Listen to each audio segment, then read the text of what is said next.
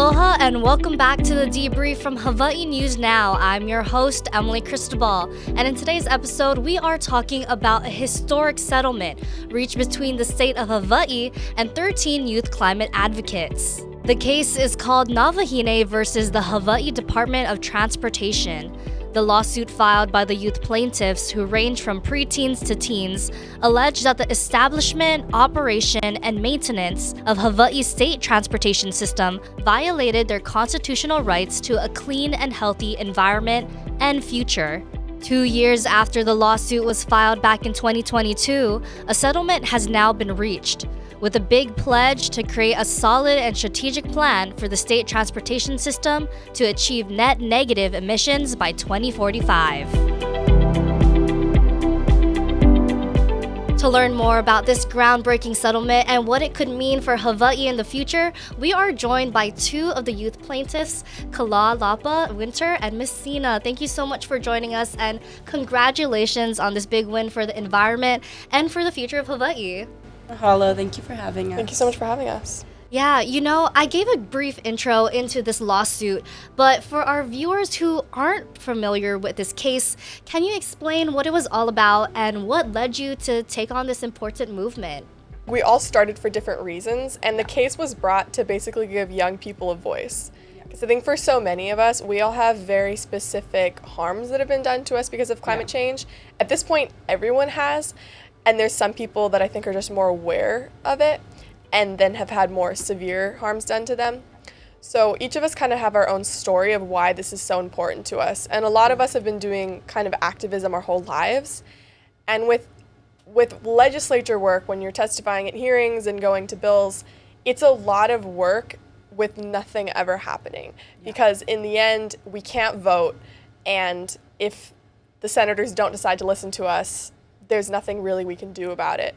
So our attorneys were really, really incredible, and they decided to give us a voice. And to give a little background on the case itself, Our Children's Trust had a federal case. Well, they still have it. It's called Youth v. Gov. And that case has just hit wall after wall after wall. They're all incredible people and have an incredibly strong case. But they decided to kind of break it up a little bit into states and try to build it up that way. So we are one of the first-ish states to have a very strong case, and we have settled, which is very fascinating and historic. Yeah, so Our Children's Trust is one of the firms and organizations that we work with, and they partnered with Earth Justice here in Hawaii. So we sued the state of Hawaii, the Hawaii Department of Transportation, the people in charge of both of those things. So we weren't suing for money. A lot of people ask us if we were suing for money, but we weren't suing for money, and all of our work, like lawyers and all of our firm and organization members, were all working pro bono. They all just did it out of the kindness of their heart, and also because they all collectively understand that there is a time limit on how much work we're doing to fix our future, and the future of, people think it's the planet, and yes, the future of the planet, but the planet's still going to be here. It's really the future of the human race, right? So we were suing the Hawaii Department of Transportation and the state for, essentially, Hawaii has to meet a net carbon emission zero line by 2045. So all of these different departments were bringing down, slowly but surely, because you can't go from like 0 to 100, 100 to 0, bringing down all of their carbon emissions. But Hawaii Department of Transportation was not doing that. And we found out about that, and obviously they're huge. Well, they were in fact doing the opposite. Yeah, they were actually, it was going up. Yeah, so we found out about that, and these amazing firms and organizations came together and found all youth plaintiffs from all over Hawaii, and then we sued them. And it took a long time, but now we've settled the case, which is awesome. And it's kind of given us a way that we all kind of are just floating in this abyss of wanting to get things done and getting no's. And then through this case, we're kind of all able to have this path all of a sudden to actually start getting things done. Absolutely. I mean, we'll get into more of the settlement in just a second. And it's a really fascinating thing, like you said, being able to get this needle moving in a way, starting to get us on a path into actually achieving these sustainable goals. But you mentioned this key thing that there's individual reasons why you all got into it. And I was wondering if you guys could both explain what the moment was that really made you into these activists wanting to talk about these things, and what situations that you see in your daily lives that kind of just makes you want to, tell more people about it and raise awareness. So mine happened really young, and I remember exactly where I was. We were I was born and raised in Hawaii, but we were in California for a little bit, and it was during all these wildfires. And I remember my mom kind of walking out of the house, and we were walking towards the car, and she said something about this horrific wildfire that burned down some of our friends' homes or something. And she was just kind of scoffed. I was like, oh my God, climate change. And I was like 7, and I was like, Mom, what's climate change? And I just remember so vividly her and my dad kind of looking at each other and like rolling their eyes and just like, it's just so complicated. And then I remember being like, wait, what's complicated about it? And they're like, well, greenhouse gas emissions. They kind of did like the basic debrief, and basically said that it was going to, in the softest way you can tell a 7-year-old, it's going to destroy the human race if we don't do something about it. And I just remember in my very, when you're a child, everything's very black and white, and you don't kind of have this convoluted concept of, well, we can't do anything. And I just remember being like, what? It's going to kill us all, and nobody's doing anything? Yeah. And so I just remember from that moment forward, I was like, okay, there's a bill to help. Yeah, sure, I'll be there. It was just from that moment on, I was like, this doesn't make any sense to me that nothing's happening if this really is an issue, as they say. Yeah. So that was for me. And then, of course, as I got older, living in Hawaii, I mean, all the beaches in my hometown are falling into the sea. I just went to the beach the other day. My dad was like, oh, let's go to the shady spot over there. And we walked over and it was gone. The beach was just gone. And so just stuff like that is happening all the time. The coral's gone, and you kind of just, once you know, you can't unknow it. Yeah, and you just, that's for sure. You just see it everywhere. Yeah. Totally. So, like Mesina, I also got into this work really early. Unlike a lot of people, I didn't have one specific moment that I remember, because I was born into a very activism-heavy family. My family is Hawaiian, and my parents have been really involved in everything Lahui and fighting for. We consider ourselves, I say I'm a wahine aloha aina, which is land protector in English terms, I guess. And so my parents have been really doing this since Hawaiian Renaissance times. And so I was sort of born into it. I grew up in Haleiwa here on Oahu, and then in Ha'ena on Kauai. And I grew up as a fisherman and with my fisherwoman and with my family. So yeah, the community that I'm from is a very fishery heavy community. We rely very heavily on our marine ecosystems for food and sustenance. So I kind of got into the concept of activism through that. I've always been a really big advocate for Indigenous access, and also understanding how to decolonize sustainability, which is a lot of the work that I started doing when I was younger. I just didn't really know what it was called. Now I call it, decolonizing sustainability, and how we look at our ecosystems and how we approach sustaining them and keeping them beautiful and bountiful. So I started doing that, and I've just sort of always been in it. And then I moved to Oahu for high school, and it wasn't until I was in high school that I realized activism. I had never considered myself an activist. I didn't really understand the word. And it wasn't until I was in high school where I became very aware of the fact that not everyone was raised the way I was. Not everyone, with the way we're raised, it's if something's right, it's very much like how Mesina's talking about it. If something's right, you fight for it. If something's wrong, you fight against it. If someone's hurting, Hawaiians, we see the land as our family and our ancestors. So if someone is hurting the ancestors or even just treating the land badly, we would fight against that, right? So it wasn't until I got to high school I realized that's called activism, and it's not it's like Mesina said, it's not it's some unpopular thing. If you think about it, all good people should care about the earth. It's just that the way we go about it is seen as very different, so then we're labeled as activists.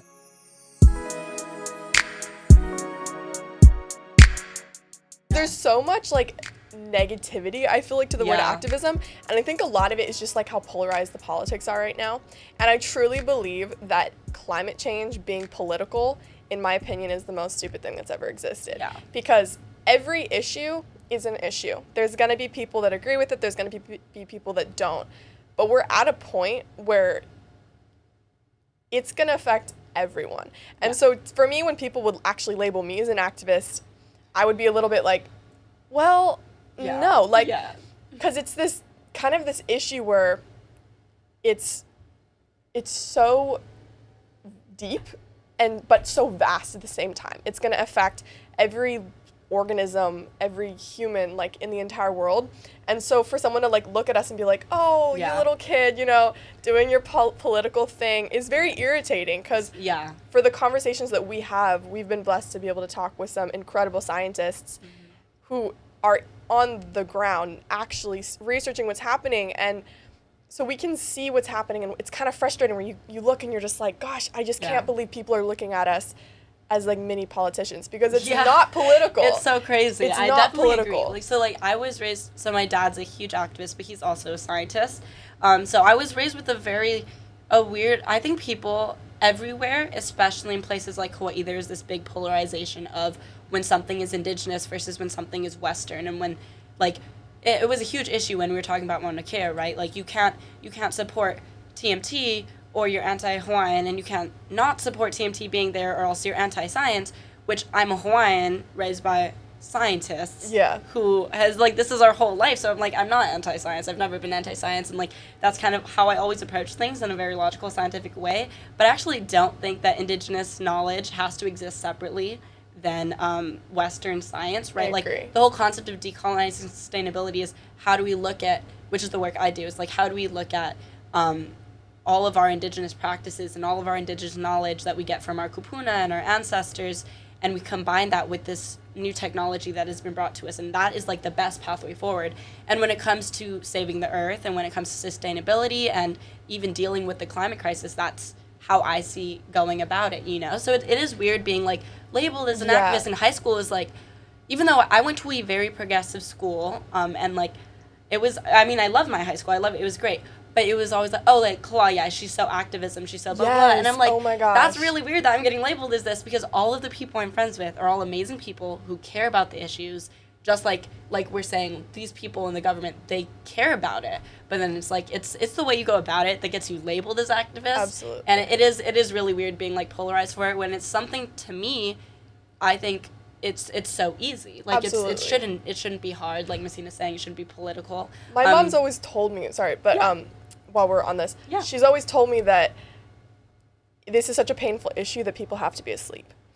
And to definitely be in this position, we have to be very strong, because if we really, like, sunk into the information that we have, we would be depressed and crying 100%. 24/7. So to be able to have all the knowledge that we have, and then to kind of, like, function as we are and live our lives, like, we have totally separate lives than our work. To kind of have the joy that coexists with this sorrow, you have to be a very strong person. And it's not to be like, oh, like, we're so much better than, but it really is, it takes, I talked about it a little bit in my speech the other day at our we had a celebration for our settlement, and it's that when I look at these people, everyone in the case is younger than me, and I'm really young still, like, I'm, like, I'm 20, like, we're just, like, we're not that old, but it feels like looking at these kids who are a lot of them are indigenous, a lot of them have the same backgrounds as me, really into, like, fisheries, really into kalo farming. I also grew up farming kalo, and, like, to watch them like taking in all of this information, and, like, seeing, like, it's so heartbreaking and so sad when you look at a child's joy, and the way that, like Mesina's saying, when you're a kid, you just look at everything as, like, not necessarily that good and bad can't coexist, but just, like, you know, like, this is, the world's a beautiful place, like, it, and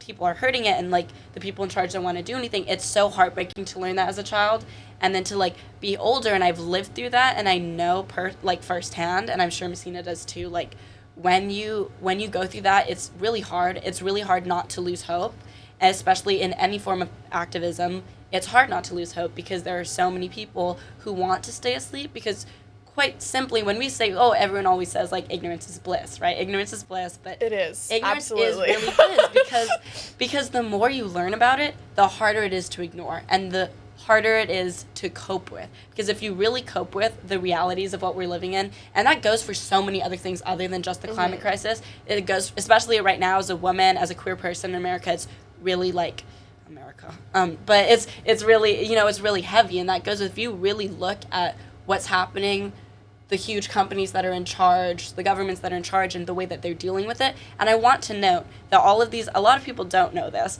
but all of these big, like, the people in charge, they know the information. The science has been available for like a very long time. Like, if you look at who invented the concept of carbon capture and like looking at, oh, this is how much carbon we're emitting, it was the fossil fuel industry. And like, people have no idea about that. I'd really recommend for anybody listening to watch the Youth v Gov movie on Netflix. Oh, 100%. Because they go through this timeline that's like so impactful to me to this day of when they first discovered it, and it was during the like late presidencies that were starting to invest deeply into oil, and it was then that they knew it was going to have these progressions. Obviously, they knew it. No, they knew it the entire time. But they knew it the entire time. It's the same way, like, you know, this is going to sound so crazy, and I'm sorry if it does, but as an Indigenous person living in Hawaii, which is obviously, like, we have our history of being illegally occupied, and you have that, like, as part of your, you know, just every Hawaiian sort of lives with that. And we have to kind of live with that because and we're looked at really differently if you kind of go against the grain and you say, like, this is not America and this blah, blah, blah. But, like, living with that Indigenous, like, identity, and then also living with this concept of even these entities that are in charge of this place that does not belong to them, they don't care, you know? And it's really, it's a weird thing because if you go into, like, capitalism and how Hawaii, as, like, previous to America, didn't understand capitalism in the way that capitalism has gone so far into capitalism now, and, like, if you look at the connection between capitalism, the fossil fuel industry, and the climate crisis, no one wants to think about that because you're like, well, then it makes you feel like, how can I do anything because I'm not even really contributing? It's these huge industries, so... Yeah, absolutely. Yeah. I mean, you guys touched on a lot of things in that. And I appreciate it because it just shows your passion for this movement and the importance of talking about it. You know, as someone also born and raised in Hawaii and also not too far off from age from you guys. I'm 25, only 5 years older than you. And like, you know, the same age group. And even just thinking too of, like, I have little cousins as well, and it's like, what is the Hawaii that we want to continue to be able to live in, and even for the next generations and the next generations? Because if we don't start acting now, what's going to happen? And, you know, and I think that's really important with what was reached in the settlement, is that you kind of started off this, like, catalyst to actually start this change. And, you know, there's a lot of things I'm sure in the settlement, but one of them is to create this holistic roadmap to get to that net zero transportation carbon emissions by 2045. Can you talk a little bit about how you kind of see this plan come into play? What needs to be happening in order to achieve this? I believe they have 1 year to come up with a really solid plan on getting this done. And if you guys have any ideas yourself of how you kind of hope to see this come to fruition. Well, yeah. So what's really awesome about this organization that we've worked with, right, like OCT and Earth Justice, is that within our case, like, if you actually look at the documents of it, we really break down exactly how, like I said, we were never suing for money, right? So people are like, well, what are you suing for then? One, we were suing for action. We were suing for the department, or like the state of Hawaii, to acknowledge that what the Hawaii Department of Transportation was doing is illegal, and then to take concrete action. So we can't just say, oh, what you're doing is wrong, admit what you're doing is wrong, and then move on. Not, so right, so the action is actually built into the case. So if you go through and look at it, we have specific, scientifically backed, like, plans for them to follow, and that includes decarbonizing the transportation in Hawaii, making public transportation easier for people in Hawaii, because I think that really goes to show, like, a lot of people think, oh, well, we're just talking about individual action. Why does individual action matter if the big governments are in charge? Actually, I did some really cool stuff that will come out later in the year, but I had these, like, really important people asking me, like, well, what can we do Like, what is the individual going to do? And they're in charge of a lot of government. And I was like, well, how can individual action be possible without institutional action initiating and like being like, this is important. Let me give you a platform to do this, because it's really important for the state, for the big government to like create that platform for their individual citizens to then help create their own individual change. So yeah, we really outlined that within our case, and that is seen in the settlement, right, Mesina? And to touch more on the individual piece, I think it also kind of blends into what we were talking about earlier, that we don't want any of this to be labeled as kind of activism. This is just a really important issue that we're all going to kind of need to band together on. Yeah. So for the first time in my life, I'm a part of something that I feel we can genuinely take steps forward. We've gone past the wall of just crying out for help. We're actually listened to, and we're now being given a seat at the table for this youth council that we're going to get to be a part of and work directly with the government and say, no, we need more. We need concrete action. And the court has agreed to continue to work with us for the next 20 years to make sure that if they stop listening to us, that we can go back into the system and that everything has to happen. And so when we're talking about individual work, obviously there's individual work on your own, and that's of course beautiful. But for anyone listening, we're going to need help, because even though the state has agreed to work with us very happily and the courts have agreed to work with us, we're still going to be hitting blocks. Right. And there's also going to be certain things that happen that need widespread education. Yes. Well, we're going to do something and it's going to piss some people off because they're not going to understand why we're doing it. Yeah. We're going to have really, really good reasons to do everything that we're going to be doing, and we're going to really be working forward for the right reasons. But some of those reasons might not be visible from the outside. Yes. So part of the work that we want to do is to be reaching the public so that they can help us kind of spread the word of like, this is why we're doing this, this is actually really important and we need your support. Because there's going to be people coming up and complaining and not actually understanding what they're complaining about, not actually doing the research. So I think for the individual to kind of just follow this a little bit, to follow us on our social medias, and there's going to be times when we're going to need petitions, there's going to be times we're going to need people to show up at the Capitol. Definitely. I want to really touch on that. I think that what we really need now, and I'm gonna put out a call. I don't know who's listening to this, but I really want to put out a call to everyone in Hawaii who cares about our future. If you don't, even, I doubt this is anyone, but even if you didn't care about the land, if you care about your children, if you care about a child anywhere, this is going to affect them, especially in Hawaii. This is going to affect their children. This is going to help really save our people here. And as a Hawaiian, like, a huge part of this, and for all of the Hawaiians in the case, I've spoken with them a lot on this. It's like, this is so important to us because our people have fought way too hard to have this thing take us out, that people who aren't us created. I think Hawaii is such an influential place. Everybody looks to Hawaii. Everyone in the world knows what Hawaii is. And this issue is, I think, one of the only issues that transcends cultures, transcends war, transcends religion, transcends borders, and that it's really going to take kind of looking past all of our differences on a global scale, because the atmosphere wraps around all of us. Yes. And it doesn't care whether you live in this country, or you believe this, you believe that. It's going to affect everybody. Yeah, and so when we talk about like spreading the word, I think it's not always something like signing a petition. Sometimes it's just having a conversation. So for instance, if you're at a dinner table and maybe you've done some research because you're following our case and you know something, and someone else at the dinner table is like, there was this stupid thing they did in the state today and I'm so annoyed. You can be like, oh no, actually, I heard this, and they're actually doing really good work. And encouraging research into it is really important. And I agree with what Mesina was saying earlier. Like, the intellectual conversation, I think, is where it stops, right? Because everyone cares. Everyone cares about it. But then when it gets into the science and the nitty-gritty, it gets hard to understand. What's really cool about our case and the language that our organizations use is that we work with a lot of kids. So how do you explain something that's so big and so scientific to young people, right? And in the same way, when you don't understand something, you have to come at it sort of like a young people's angle, like if you've never understood it before, it's a really new concept, right?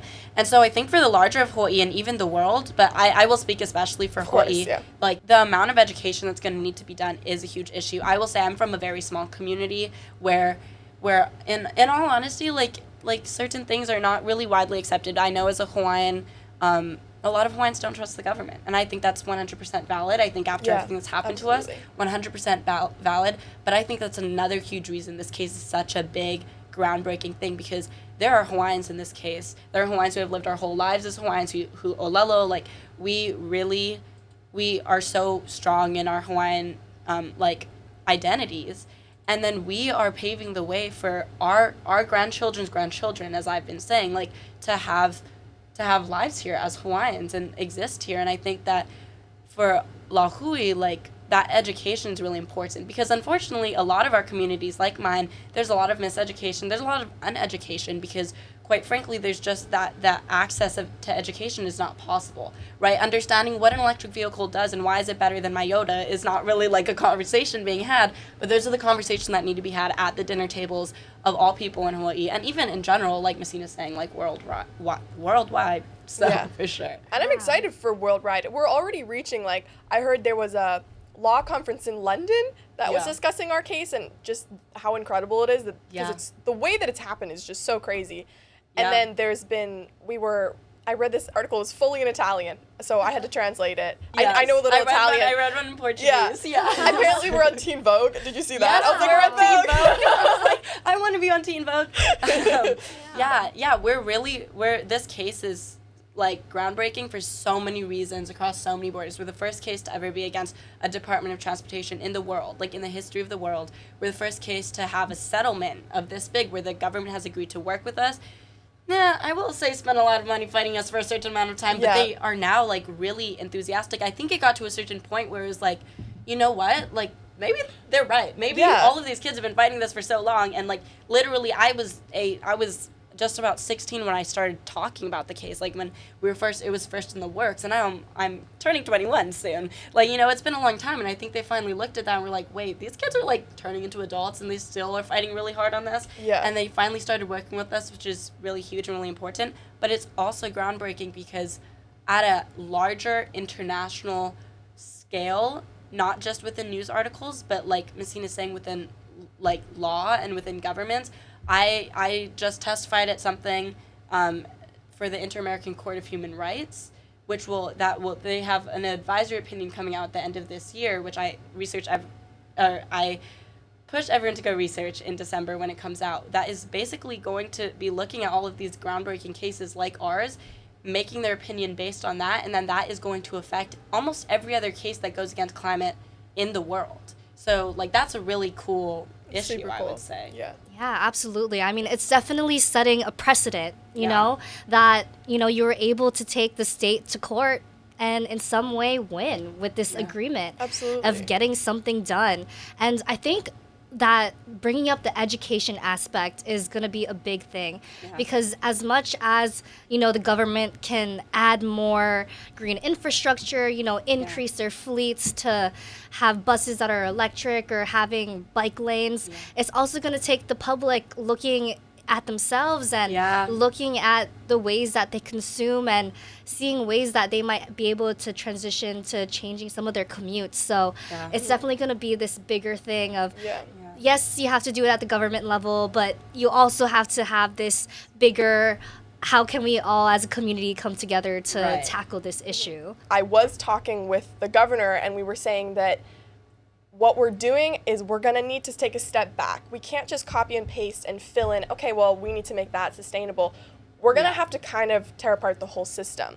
And we're going to have to important. It's finally happening. And it's cool that this case is, like, the reason that it's happening, exactly. You know, that it's, I mean, we're not going to pretend that this place has been perfect for so long, right? Like how can we take apart these things that have been so set in place for so long, and then, like, put in infrastructure and all of these laws and all of these things that are going to affect everyone forever, right? And that's, like, kind of what we're doing.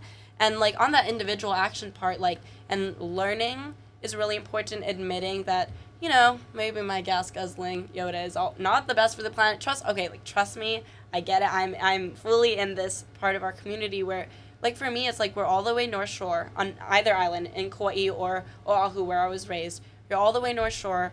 It's like, okay, bike lanes, okay, I kind of understand, but so I do want to put in one of the things that the government will be doing is ensuring that bike lanes and, like, walkable, like, access is going to be, like, a huge thing, both in, like, the city, where it's really important because Honolulu is not walkable. Like, let's be so honest. So, like, they're going to be implementing that in safety for that and for biking in the city, but also throughout all of Hawaii, through all the way out to North Shore. And that goes with also, you know, the green infrastructure. And for people who don't understand what green infrastructure is, or, like, what it means to have a...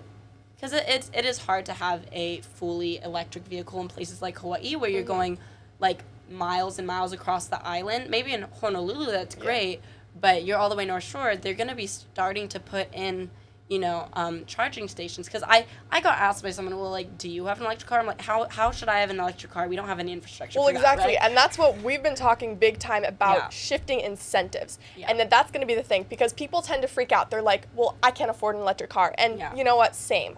My family's not rich, you know? So when we look into this, it's kind of, we're going to be shifting incentives. So if right now we're incentivizing gas, we're going to be switching our incentives, whether it's to bike lanes or having electrical charging stations literally everywhere.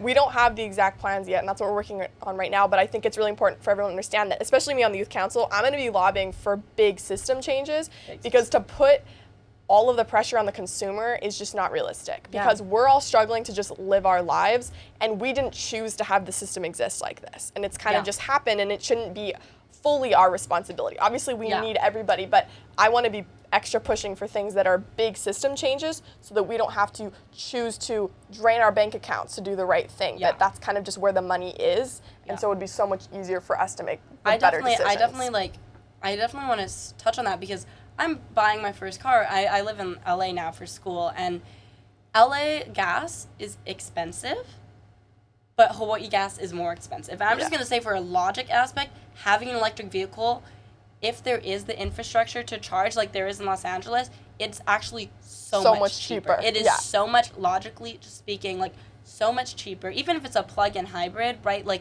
that's, and you still need that, like, extra bit of gas to get you to from point A to point B. Like, in Hawaii, that's going to be really life-changing and, like, really awesome. When the youth council and the government work together to start implementing those, you know, concrete, in every community, there's going to be places to charge your electric vehicles. I promise you, it is so much cheaper than gas. Like, so much cheaper. Especially if that's where the money is. Yeah, because exactly. We're not even paying for all of our gas. Like, we think it's expensive. We're not even paying the full price. Yeah. Because that's where the money in the whole world is going. We are in an island. These are islands. It is so different than California in the sense that you can't just, like, pump it out of the ground. I don't want everyone to, like, think about this for a second. If your car is running on gas, every ounce of that gas came from somewhere else. It is not from Hawaii. All of the money you're spending, like $80 to fill up your tank, that's being shipped in from somewhere else. So, I mean, it's honestly shocking it's that cheap, because it was also sent over by gas-guzzling ships, or however they get it over here. So it's a lot of resources. It's a lot of resources. I think switching to green energy and electric energy is going to be really helpful in a lot of ways. And I think as communities in Hawaii, and for our keiki's sake, we need to start educating our keiki so that when they're adults, this isn't something that's new for them or hard for them. And to finish off on this point, we're also going to be looking into newer technologies, because another thing when I talk about incentives is it's kind of just looking at where do we put our money. So, for instance, there was this incredible plastic that came up a couple years ago, where this woman discovered how to make this plastic that fully dissolved in water, and then you drank the water and it disappeared. And she was fully ready she had it patented and she was fully ready to go. And then that was the last article I saw on it. It disappeared. I never heard anything since. And then recently I've been hearing things about newer kinds of batteries used with salt, and they're still working through the technologies. But the thing is these really brilliant minds are out there. We have the minds that we need to solve these things. And as soon as we're actually taking a step back and going, okay, here's the money, we're focusing on you. We want your solutions. We're going to figure it out. So it's, when people are kind of freaking out, like, how are we going to do this? It's like, the brilliant minds are there. The technology is there. It's just going to take a shift in focus 100%. And a shift in money, which is why we're here. I think the whole ignorance is bliss thing is kind of also scary, because if you choose to remain ignorant on these big issues, right, but it's almost impossible to ignore them. Like, obviously, you go to the beach, like where I grew up, one of the beaches that I cite in my case, like, you go to the beach, it's gone. Like Mesina's saying, like, the beaches are gone. A huge part of why I got involved with the case is because, like I said, I'm a fisherwoman. I've grown up fishing with my kupuna, with my family. You go into those reefs, a lot of them are bleached. If you observe anywhere in Hawaii, if you observe, oh my God, why is it so hot today? Why is there no wind? Like all this stuff, you'll catch on. It's hard to ignore, but I can imagine that if you didn't know anything about it, but you still were observing it all the time, and then you see all these news articles about it, it's daunting. It's scary. But yeah. I really want to touch on what Mesina said, in that we have the solutions. Some of them are still being worked out, but we have people when they have fighting the money with us, and we have the resources and the focus 100%. And the news cameras on them, it'll just be natural. 100%. And then if we have that combined with the community's backing, like we will solve this issue. Like absolutely. It's not my vision for it, especially with the amount of change and growth that's happened in even the last few months, is that when I've been so worried, it's really scary to think about I'm not having kids anytime soon, but me thinking about having kids, I didn't scary. Want to. I didn't want to have kids. I didn't want to, bring them into a world where... But it's weird because you have this kuleana as a Hawaiian where it's I want my keiki here. I want more Hawaiians here. But at the same time, you're like, well, even if I bring them here, what's going on? You know, we're not being treated well. We're losing a lot of our environment. Greenhouse gas emissions are going up. Atmosphere is getting crazy. What are we bringing our keiki into? And I am feeling more and more comforted just by what's happened in the last few months, right? Yeah. It's truly beautiful. Yeah, absolutely. I mean, you bring up a good point with, 2045 sounds like a long time from now, but also a short time from now. Yeah. 20 years, anything can happen. And also the idea that we already have these brilliant minds out here, it's just a matter of switching what we're investing in. Absolutely. And finding those things. And, to kind of wrap up this conversation, I was just wondering, you did mention this at first, you have so much of this knowledge of what we're facing, and we see it every day too. And what keeps you hopeful that we'll be able to, solve this issue, that we'll be able to build these resilient futures, not only for us, but for those that come after us? Honestly, for me, it's this case. Because I was getting to a point of climate burnout where I was getting to a point where, and I'm so young. I also want to say that. I'm working with people sometimes who have been they're in their 70s, they've been lobbying since they were 2. They could just speak. So when I'm saying I'm in climate burnout, that's honestly crazy because I think it's just getting worse and worse every year, exponentially. But anyways, so I don't want to be naive in that sense. I understand people have been working on this issue a long time. But for me, even at 17, I've been facing climate burnout and just getting to a point where I was like, I just don't see how it's possible. No one is listening. But this case, even though it's such a small little thing that happened, it is so incredibly huge. And we were talking about earlier, we're being given an avenue to shift the incentives, to start listening to the brilliant minds. Everyone is being given an avenue to now be on this kind of table and to all be listened to. And like we were saying, for the first time, I actually have genuine hope.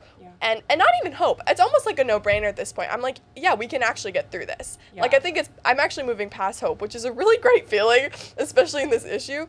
But that we're already doing the work. We've already started moving forward, and we already have a team of incredible experts.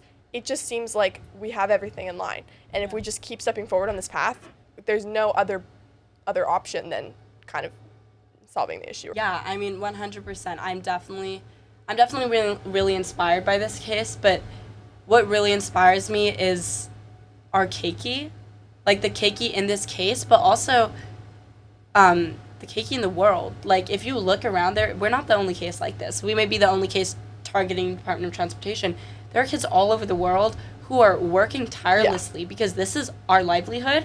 It's also, it's affecting our lives. It's affecting our health. It's affecting our ability to live. People dying who are our age because of it, right?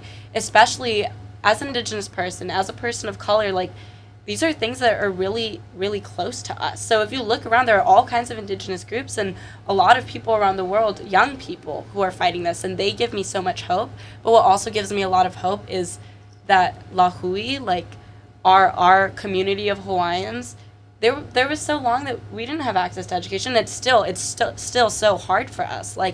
But more and more of Hawaiians in our communities are bringing this knowledge that is weirdly there's this line, right? It's you have to be on this side or that side, And I really think that there are so many Hawaiians who are going out and getting their educations and bringing them back into our communities and inspiring more keiki and inspiring more, even, I've had conversations with like uncles who never knew what climate change was, right? They're like fishermen that I grew up with who are like, what do you mean? But what they do know is they're like, where's all my fish? Yeah, they see all of that. Yeah. They see all of that, and you really, it's not like no one knows what's happening. It's just that you don't know what it's called. You don't know where it comes from, right? So that's what is inspiring to me, is that Lahui, like, as a nation, we are expanding our knowledge and expanding what we do. And I think we're even seeing that with our voters, right? Because for so long it was like, we're not going to vote, right? Or we're going to vote red because that's what our kupuna did, blah, blah, blah. But if you look at what is best, even if you take away all of that, right? What is best for not only me, but our keiki and our keiki's keiki, and that intergenerational connection is so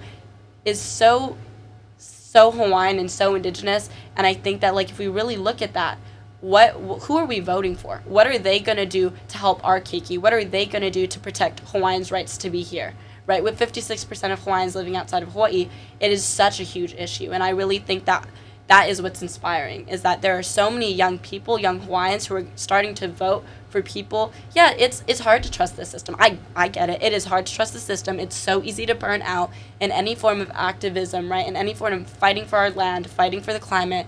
It's so easy to burn out. But what's really inspiring is that there are so many young kids who are still pushing because they know that this is, and it's really sad in some ways, you know, if a bunch of kids who are really pushing because it's our only way to ensure that we have a future, but it's also really beautiful. And so I think that's what's inspiring for me. Yeah, absolutely. And, you know, you mentioned for the community and anybody who's listening to keep up to date with what's going on. Can you share those social pages of where they can find it? Yeah. So our Instagram for Our Children's Trust is going to be Youth v Gov. We have a lot of things up there. We talk about more than just our case. Youth v Gov, like OCT, Our Children's Trust, they work with literally hundreds of people around the world, all types of different communities, lots of kids, lots of experts worldwide. So you'll learn about more cases and how you can support them. That's really awesome. And then Earth Justice is another big part of that. And then I think also just you can look up Earth Justice. Their Instagram is just Earth Justice. And just research it. I promise you, if you just type us into Google, our case is called Navahine F versus the Hawaii Department of Transportation. And then if you just look that up, or even just look up Youth Fighting Climate. Also our website. Yes, I personally love our website because, really cool. like, you know, Instagram is kind of like random little things, but they have a live timeline that they post. So throughout this whole case, every time you clicked on the website, there would just be like another thing that added to the timeline. Update, yeah. So that website is live, so you can kind of every time you look on it, maybe there's something new, maybe like an update. Yeah, you can find that. So that's on Our the Children's Instagram Trust. Our Children's Trust. That's Our Children's Trust, and then right now we have ourchildrenstrust.org/Hawaii, and that's just for the Navahine case. Yeah, it's really awesome. Amazing. Well, you know, thank you so much for, you know, taking the time to talk story about this case. And, you know, I just want to commend you on this awesome work because, you know, 2 years in the making and you guys have finally reached this agreement to actually move something forward. So this is something that we'll be covering, you know, throughout the year. And, you know, for the 20 years to come, 2045, we'll see we'll be here till we're 45. Yeah, we'll see how it goes. I mean, I'll be here too. We'll see when I'm 38. Yeah. But yes, thank you so much for, you know, taking the time and sharing all your knowledge on this. I appreciate it. Thank you so much for meeting with us. We really appreciate it. You can watch and listen to more of the Debrief at hawaiinewsnow.com or wherever you get your podcasts. This is your host, Emily Cristobal, and mahalo for listening.